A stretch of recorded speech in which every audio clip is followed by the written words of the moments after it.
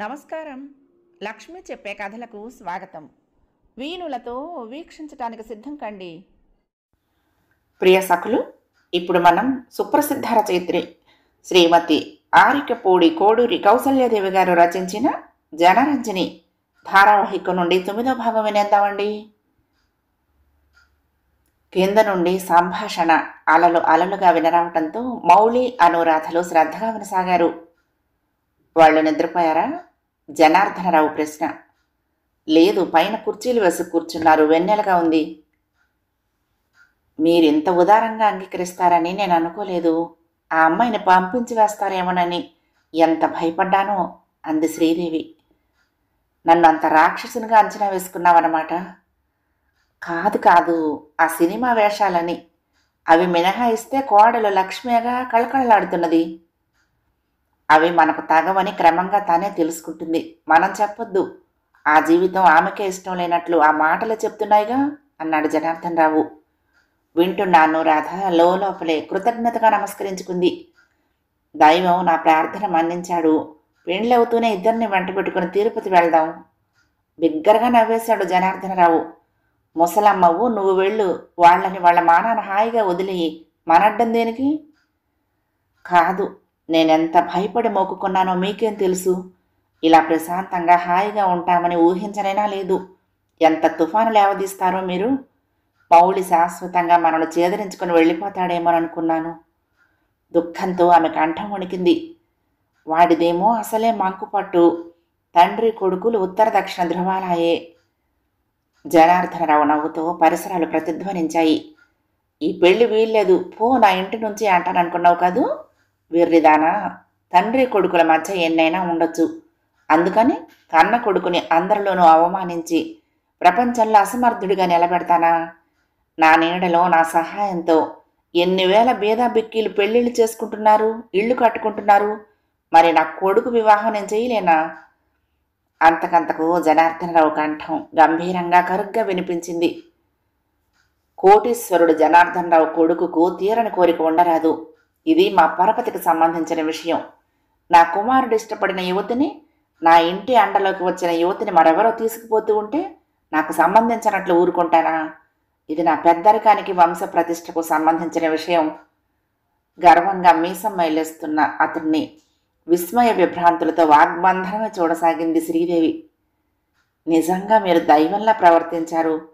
ఇంతకాలం మిమ్మల్ని అర్థం చేసుకోలేదు అంది.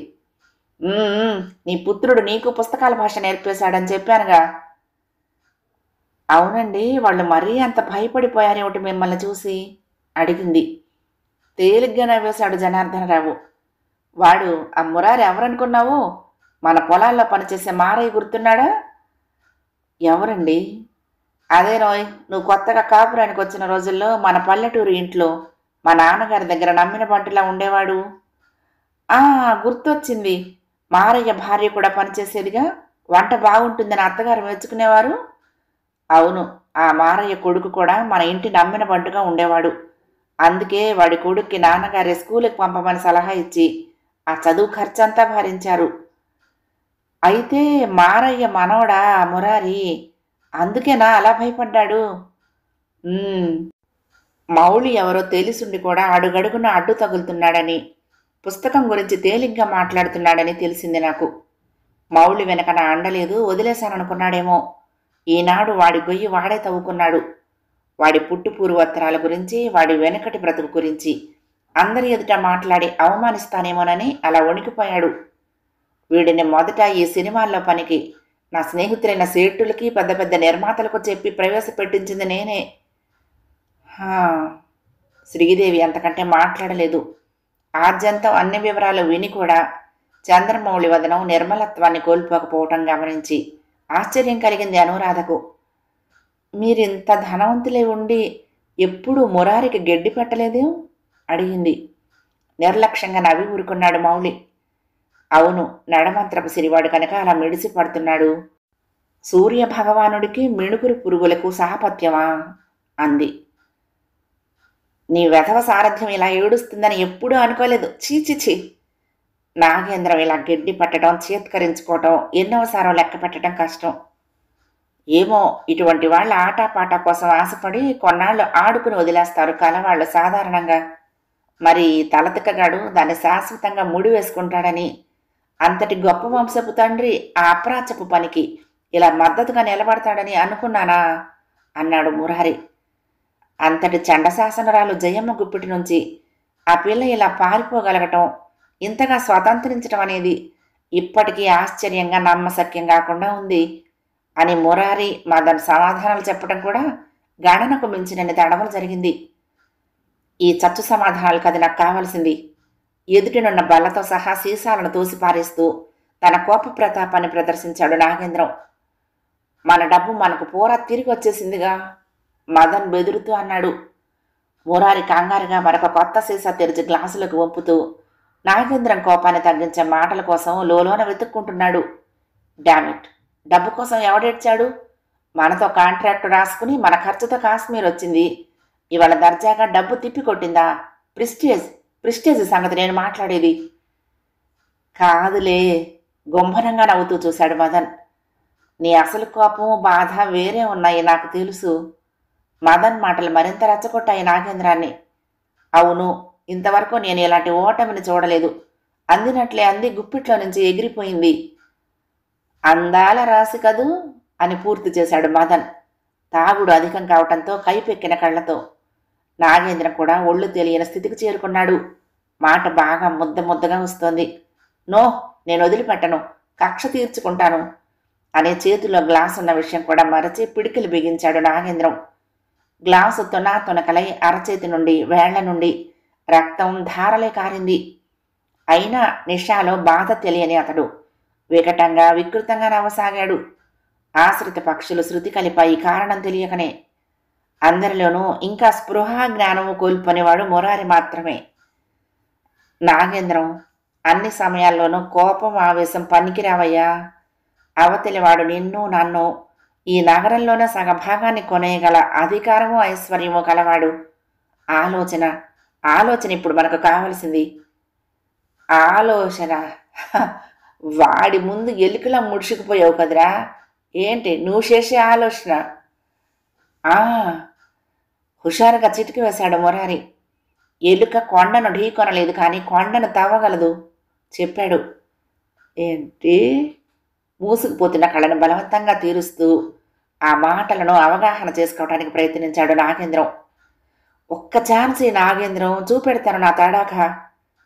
సరే, నువ్వేమంటావు మదన్? మదన్ అప్పటికే సుషుప్తిలోకి జారిపోయి ఉన్నాడు.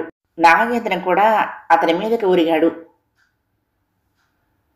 ఇంతసేపు గతిమాలిన దానిలా కూర్చోవలసి వచ్చింది నిన్ను చూడటానికి. నీకు కన్న తల్లినా ఎవరినైనా దారిని పోయేదాన్నా? జయమ్మ చిందులు తొక్కింది.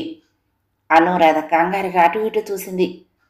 అబ్బా, వస్తూనే అలా శివం తొక్కకు మమ్మీ, పరిస్థితులు అర్థం చేసుకో. మా అత్తగారితో పాటు పూజ గదిలో ఉన్నాను, పూజ మధ్యలో లేవకూడదుట. జయమ్మ చూపులు అనురాధపై ఆపాదమస్తకం నిరసనగా ప్రసరించాయి. ఓ, పట్టు చీర, పసుపు, తలస్నానం, పాతికేళ్లైనా లేని దానివి పండు మొత్తేదువులా తయారయ్యావు. మేకప్, హెయిర్ స్టైల్స్ పూర్తిగా మానేశావా? ఏం శనిపట్టిందా నీకు ఇంత కర్మ అనుభవిస్తున్నావు అంది. కంఠం వరకు ఎగదనిన ఆవేశాన్ని బలవంతంగా నిగ్రహించుకుంది అనురాధ. మమ్మీ, ఈ దైవ మందిరాన్ని ఇక్కడ పద్ధతుల్ని దూషించకు. కూపస్థ మండూకానికి విముక్తి దొరికిందని సంతోషించు.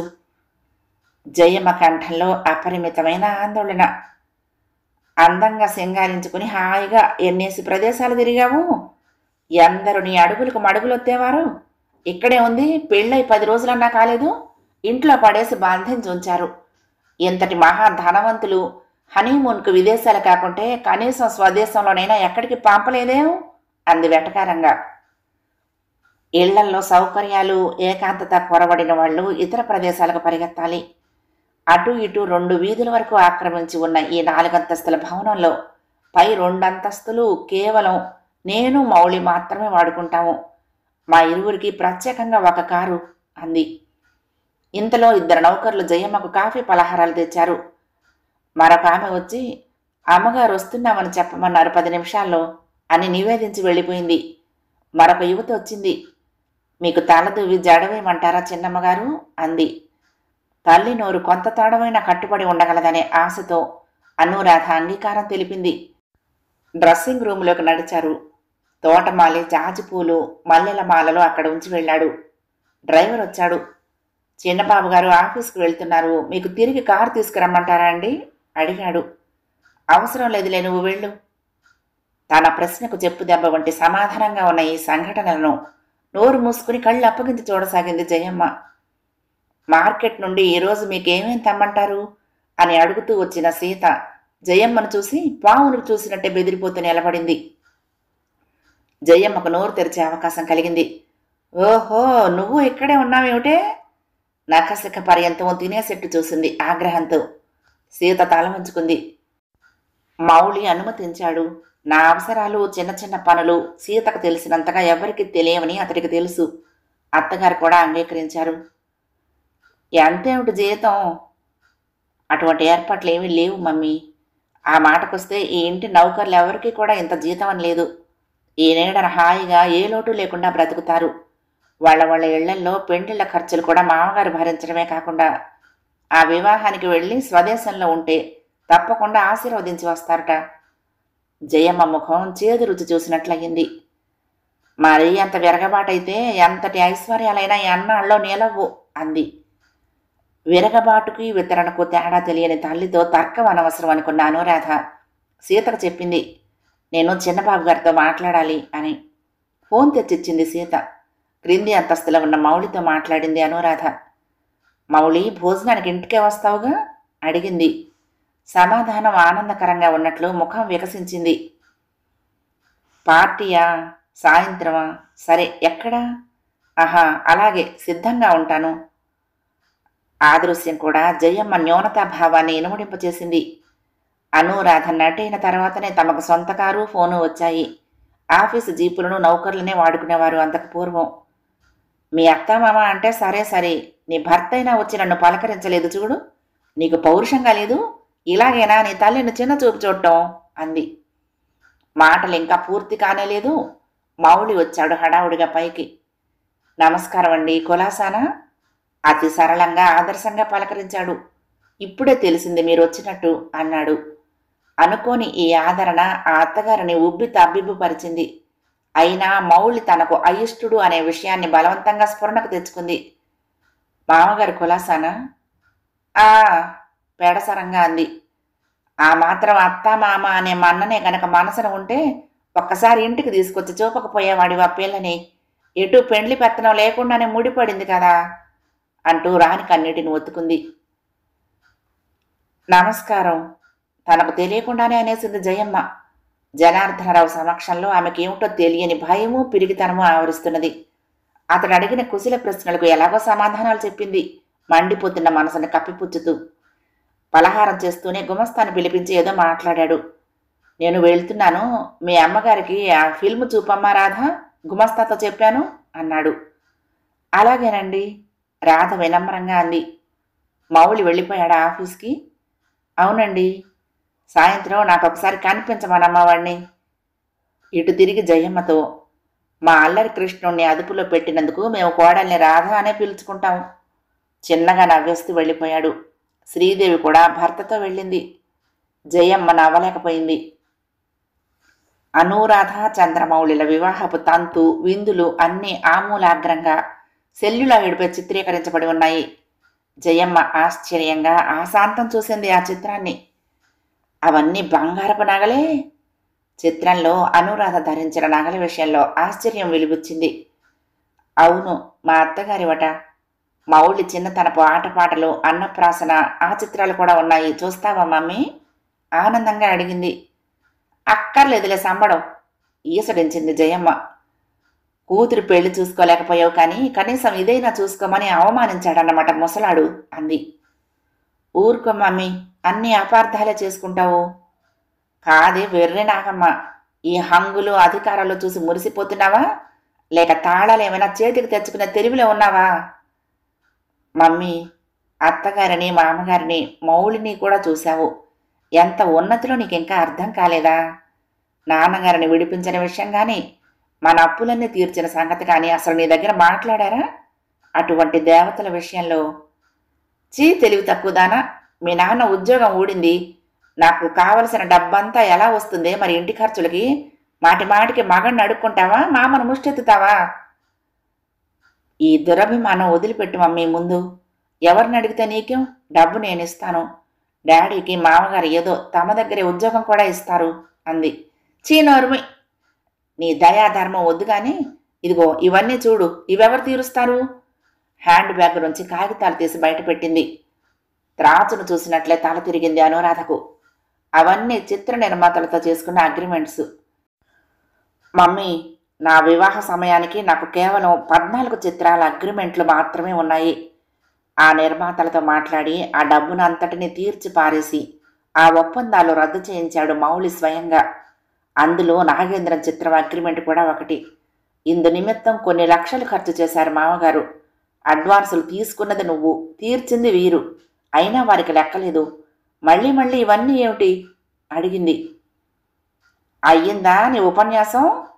హేళనతో మిళితమైన అధికారంతో అంది. ఈ చిత్ర నిర్మాతలు నన్ను ఒత్తిడి చేస్తున్నారు, ఏం సమాధానం చెప్పమంటావు? ఇవి నా వివాహం తర్వాత చేసుకున్నావనుకుంటాను. ఇక నా విషయంలో అటువంటి ఆశలు పెట్టుకోకు మమ్మీ, నేనిక చిత్రాలలో నటించను అంది. రుద్రకాళిలా మారింది జయమ్మ. నటించకపోతే డబ్బంతా తిరిగి ఇవ్వాలి, ఆలోచించుకో. నా దగ్గర డబ్బేమీ లేదు, వాళ్ళు నిన్నే నిలదీస్తారు మరి. అయినా అంతా వదులుకుని ఈ ఇంట మామూలు ఆడదానిలా బందీవై పడి ఉండటం ఎంత సిగ్గుచేటు. నా మాట విను, అందం కాపాడుకో. ఇప్పుడే పిల్లా జల్లా యాతన వద్దు. ఎలాగో మౌడిని ఒప్పించి సినిమాల్లో మామూలుగా నటించు అంది. ఛీ, నువ్వు కూతురి కాపురం చూసి ఆనందించడానికి వచ్చావా, చిచ్చు పెట్టడానికి వచ్చావా మమ్మీ? ఎంత మాట అన్నావే, నీకెంత పొగరొచ్చింది? అవును, నీకు డబ్బు పిచ్చి అధికారం పిచ్చే గానీ ఆలోచన లేదు. వాళ్ల పన్నాగం ఫలించలేదని నా కాపురం కొల్చటానికి ఆ నాగేంద్రం మురారి మరలా ఈ ఎత్తులు వేశారన్నమాట. ఈ కాగితాలు, ఈ ఒప్పందాలు ఇవన్నీ ఇప్పుడు సృష్టించారు వాళ్ళు నువ్వు ఒకటై నీ డబ్బు పిచ్చి ఆధారంగా చేసుకుని ఆ మురారి నిన్ను చిటికను వెళ్ళిపోయి ఆడిస్తున్నాడు. నాకు ఈ ఉపన్యాసం అంతా వద్దు. డబ్బిస్తావా నటిస్తావా, ఒకే సమాధానం కావాలి. నటించను, చచ్చినా నటించను. నా ప్రాణము పరువు దక్కించిన ఈ దాతల ఇంటి పరువు తీయను. మామగారిని ముష్టెత్తో దేవురించో అంత డబ్బు పారేస్తానులే. ఇక నువ్వు వెళ్ళు, ఆ కాగితాలు ఇక్కడే ఉంచు, మళ్ళీ కొత్తవి సృష్టించి తీసుకురాకు అంది. ఆహా, సృష్టించాము, ఉన్నారో లేరో కూడా తెలియని నిర్మాతల పేర్లతో కొత్త కాగితాలు సృష్టించాము. ఎంత ధనవంతుడైతే మాత్రం ఆ జనార్దనరావు తలలో జేజమ్మ సైతం దిగి రావాల్సిందే ఈ దెబ్బతో. ఎన్ని లక్షలనిస్తాడో చూద్దాం. మురారి అహంకారంగా స్వీయ ప్రతిభను చాటుకున్నాడు. వారెవ్వా, సగం మైకంతో ఉన్న మదన్ ప్రేలుతున్నాడు. ఈ దెబ్బతో కోడలు లేదు గోడలు లేదు, అవతలికి పొమ్మంటాడా ముసలాడు. అది అలాగూ తప్పదు. ఇంకా నిషా ఎక్కడి నాగేంద్రం వదరసాగాడు. ఆ మౌళిగాడు మాత్రం ఆటపాట మోజు తీరాక అవతలికి నడతాడు చూడు దాన్ని. ఐడియా. మురారి తేలుకుట్టినట్లే గెంతసాగాడు. వాడు అవతలికి నెట్టినా నెట్టకున్నా అంత పని జరిగేటట్లు మనమే చేయాలి. జయమ్మ మన గుప్పిట్లో ఉన్నంతకాలం ఏమైనా చేయగలం. అదిగో రానే వచ్చింది జయమ్మ. ఆహా, కాల మహిమ. ఇంతకాలం మనం దాని ఇంటి చుట్టూ తిరిగేవాళ్ళం. ఈనాడు వ్యవహారం తారుమారైంది. అదే మనకు ప్రదక్షిణాలు చేస్తోంది.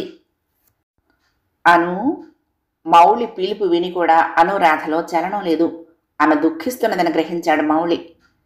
ఏమిటి, మీ అమ్మగారు ఏమైనా అన్నారా? సమాధానం లేదు. మరింత దగ్గరగా నిలబడి అడిగాడు. మీ ఇంటికి వెళ్ళాలని, మీ నాన్నగారిని చూడాలని ఉందా? పద, ఇప్పుడే తీసుకువెళ్తాను. ఇప్పుడు జవాబు లేదు.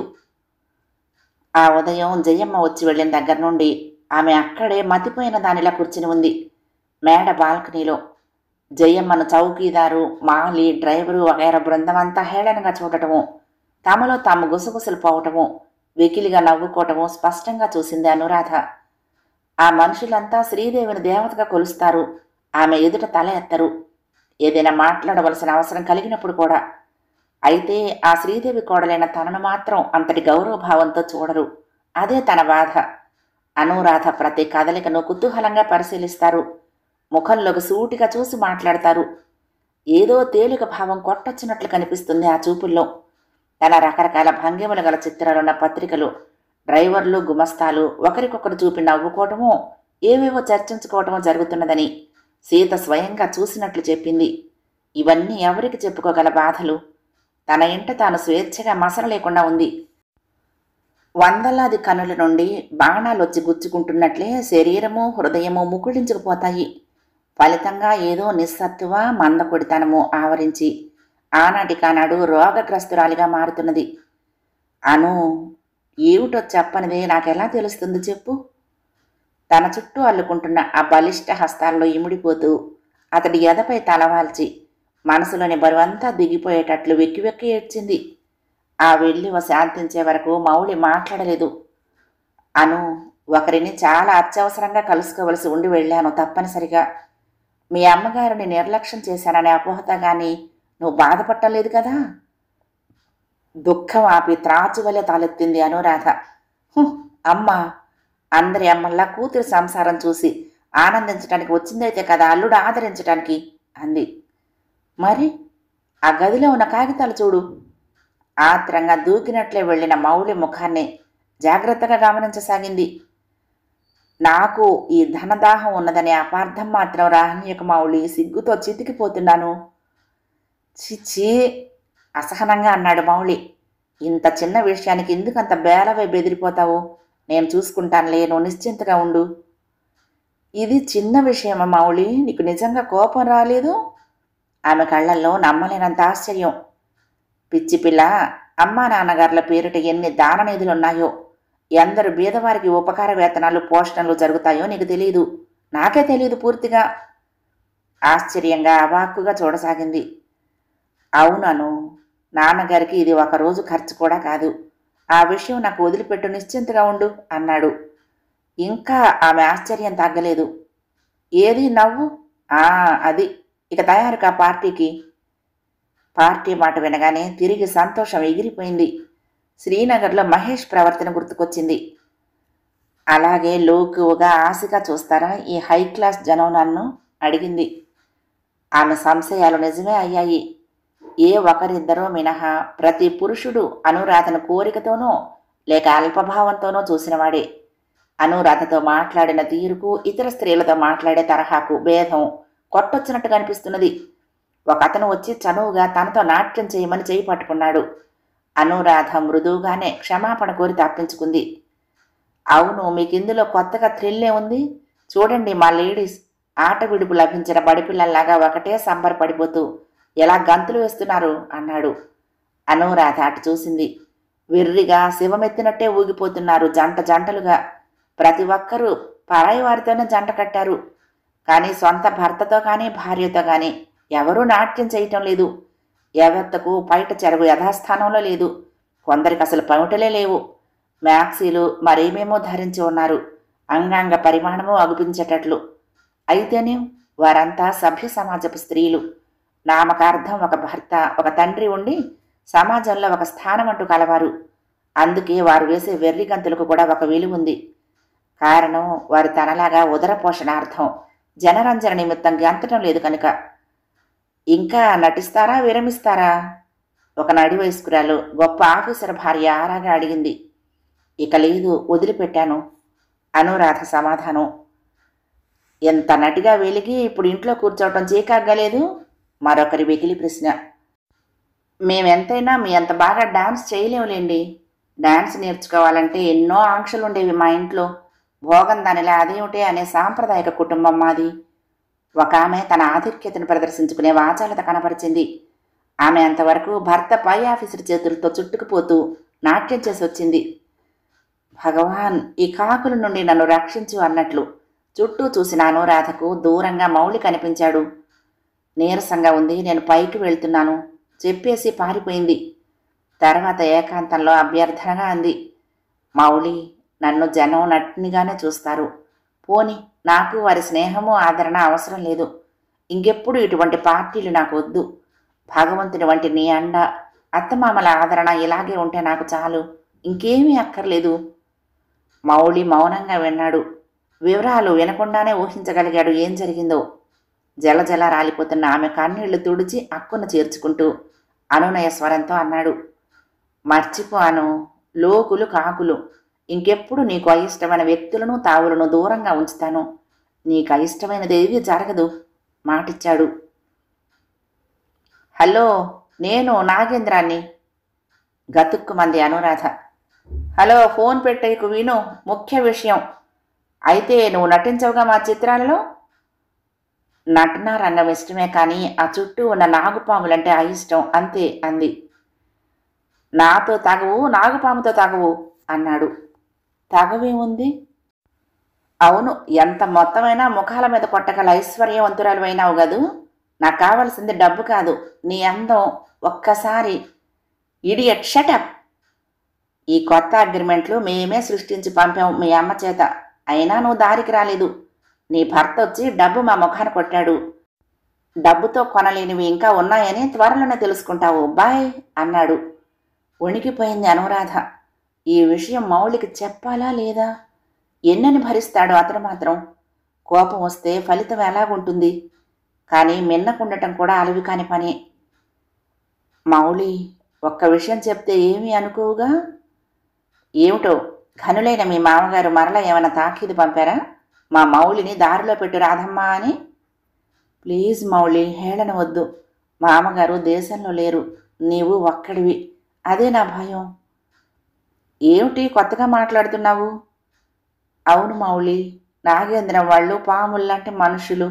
నిన్నేం చేస్తారోననే నా భయం. నిర్నిమేషంగా చూశాడు మౌళి. నేను కేవలం ఆనాడు నా క్షేమమే ఆలోచించుకున్నాను కానీ నిన్నంత చిక్కుల్లో బంధిస్తున్నాననే ఊహ ఏమాత్రం ఉన్నా నీ దగ్గరికి రాకపోదును. అయిందా లెక్చర్? అనవసరంగా బుర్ర పాడు చేసుకోకు. ఏనుగుపై ఈగలు వాలితే తోలి పారేస్తుంది, అంతేగా? వెళ్ళిపోతూ అన్నాడు. ఓ బుల్లి పాప తయారైతే చేతి నిండా పని దొరికి ఈ పిచ్చి పిచ్చి ఆలోచనలు కట్టి పెడతావు. రాధ, బద్ధకంగా పడుకుని ఉన్న అనురాధ ఇటు ఒత్తిగిల్లింది. ఏమిటి అలా ఉన్నావు? ఆత్రంగా అడుగుతూ మౌళి ఆమె పక్కగా కూర్చున్నాడు, నుదుటిపై చెయ్యి వేస్తూ. జ్వరం లేదు, ఎందుకు పడుకున్నావు? ఏం లేదు, తలనొప్పి, బద్ధకం. నవ్వటానికి వ్యర్థ ప్రయత్నం చేసింది. అతడి భృకుటి ముడిపడింది. ఏమైనా మందు వేసుకున్నావా మరి? ఏమైనా తగ్గిందా? లేదు. ఎప్పటి నుండి? ఉదయం నుండి. అయినా నాకు తెలియచేయలేదుగా, నిష్ఠూరంగా అన్నాడు. చాలే, తలనొప్పి కూడా ఆర్భాటం చేయమంటావా? ప్రేమగా నవ్వింది. ఏదైతే నీవు సుఖంగా లేవు కదా మరి. పద, అలా చల్లగాలికి తిరిగొద్దాం, సర్దుకుంటుంది. వద్దు. తన నుదుటిని ప్రేమగా సవరిస్తున్న అతడి చేతిపై తన చెయ్యి ఉంచి కళ్ళు మూసుకుంది. ఏమిటి, ఎందుకొద్దు? ఇలాగే హాయిగా ఉంది. నీ చెయ్యి, నీ కబుర్లు, ఇంతకంటే హాయి నాకెక్కడా లభ్యం కాదు. కళ్ళు మూసుకునే మాట్లాడుతున్న ఆ కంఠంలో అమితమైన అనురాగం తోడికిసలాడుతున్నది. నీలాంటి పిచ్చి పిల్ల మరొకటి ఉండదు. ఆర్ద్రంగా ఆమె శిరస్సును తన ఒడిలోకి తీసుకుని కణతలకు మందు రాస్తున్నాడు. మధుర గానంలో అపశృతిలా బయట కారు హారణ వినవచ్చింది. మరో నిమిషంలో ఆర్భాటంగా ప్రవేశించింది జయమ్మ. కొందరి ఆనందానికి ఆయువు తక్కువేమో. గాఢ నిశ్వాసాన్ని లోపలే అణుచేస్తూ పక్క మీద నుండి లేచి నిలబడ్డాడు మౌళి. ఏమిటమ్మాను, ఏమైంది, అలా పడుకున్నావు? కొండంత ఆతృతను వ్యక్తీకరిస్తూ దూకినట్లే వచ్చి అనురాధ చెంత కూర్చుంది. సరసనే నిలిచి ఉన్న అల్లుడు ఆమె కంటికి కనిపించనే లేదు. అనురాధ సమాధానం విని ఆమె ఆతృత ద్విగుణీకృతమైంది. అయ్యయ్యో, రోజంతా తలనొప్పిగా బాధపడుతూ ఉన్నా కాస్త నాకు తెలియపరిచే దిక్కు లేకపోయిందా? నేరారోపణగా అంది. నేను ఇప్పుడే వచ్చానండి, మా అమ్మగారు ఊళ్ళో లేరు, మౌళి నమ్రతగా అన్నాడు. కావచ్చు, ఇంట్లో నౌకర్లు ఏమయ్యారని. కన్న తల్లిని ఊళ్ళో ఉండి ఏమిటి నిర్వాకం? కాస్త మందేమైనా వేసుకున్నావా? అది లేదా? అబ్బబ్బా, ఏమిటి మమ్మీ, కొంచెం తలనొప్పికి ఎంత ఆర్భాటం చేస్తున్నావు? ఇదిగో తగ్గిపోతుంది కూడా. నవ్వుతూ లేచి కూర్చుంది అనురాధ. ఎందుకు తగ్గదు? అయిన వాళ్ళని చూశాక. పని పాటు లేకుండా 4 గోడల నడుమున పడి ఉంటే ఇలాగే వస్తాయి మెల్లమెల్లగా రోగాలు. నువ్వు మన ఇంటికొచ్చి అన్నాళ్ళు ఏంది చెప్పు అంది. 4 రోజులేగా. అంతేనమ్మా, నీకన్నీ తేలిగ్గానే కనిపిస్తాయి. 4 రోజులు కన్న వాళ్లకు 4 యుగాలనుకో. కన్న తల్లి బాధ నీకేం తెలుసు? ఒక్కగానొక్క పిల్లవి. రావాలనుకున్నప్పుడు రా, ఇష్టం వచ్చిన నాళ్ళు ఉండు. ప్రత్యేకంగా పిలవక్కర్లేదుగా అంటూ అల్లుడి దశ తిరిగి, తీసుకొస్తూ ఉండవయ్యా అని ఓ ఆదేశం విసిరింది. అయినా ఆటపాటలతో రోజంతా చాలాకీగా సందడిగా గడిపే పిల్లని కాలు చెయ్యి కట్టిపడేసినట్లు ఇంట్లో కూర్చోబెడితే పంజరంలో పక్షిలాగా గిలగిల్లాడిపోతోంది. కళ సామాన్యమైన విషయం కాదు నిర్లక్ష్యం చేయటానికి. కళాకారులు కళకు దూరమే బ్రతకలేరు. నీ ఆరోగ్యం జీవితం బాగుపడాలంటే ఒకసారి తీరిగ్గా కూర్చుని నీ భవిష్యత్తు గురించి ఆలోచించుకుని మరొక నిర్ణయం చేసుకో. నా ఒక్కగానొక్క బిడ్డ జీవితం ఇంత నిస్సారంగా గడవటం నేను సహించలేను. రేపో ఎల్లుండో మీ డాడీని తీసుకొస్తాను. ఈ విషయం ఏదో స్పష్టంగా తేలిపోవాలి. ఉన్నంతసేపు అలాగే ధుమధుమలాడి రుసరుసలతో నిష్క్రమించింది జయమ్మ. 9వ భాగం సమాప్తం. 10వ భాగంలో ఈ ధారావాహిక ముగింపును వినేద్దామండి. మీకు ఈ కథ నచ్చితే తప్పకుండా లైక్ చేయండి, షేర్ చేయండి, కామెంట్ చేయండి, సబ్స్క్రైబ్ చేసుకుని నన్ను ఎంకరేజ్ చేయండి. ఉంటానండి. ప్రేమతో లక్ష్మి, కృష్ణాతీరం దుర్గమ్మ సన్నిధానం. నమస్తే.